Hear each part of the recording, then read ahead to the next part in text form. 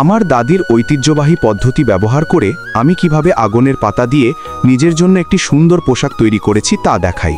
প্রথমে আমি পাহাড়ের সবচেয়ে উঁচু জঙ্গলে যাই, যেখানে আমরা সুন্দর আগুনের পাতা পাই। তারপর আমি সেগুলি ভালোভাবে ধুয়ে ছায়ায় শুকানোর জন্য রেখে দিই। এদিকে আমি বনে ফিরে যাই এবং তাজা শ্যাওলা পাতা তুলে বাড়িতে আনি।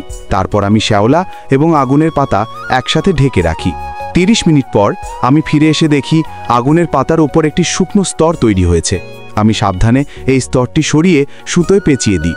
তারপর আমি সেগুলিকে বেশ কয়েকটি বড় বান্ডিলে মুড়ে দিই। এরপর আমি কিছু শুকনো পোঁয়ার নিই এবং ছাই তৈরি করে পুড়িয়ে ফেলি। তারপর আমি এই ছাই সুতোর সাথে জলে মিশিয়ে 12 ঘন্টা ধরে কম আঁচে রান্না করি।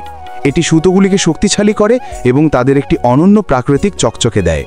তারপর এই সুতোগুলোকে একদিন শুকানোর পর আমি সেগুলো বের করে ভালোবাসার সাথে কাপড় বুনতে শুরু করি।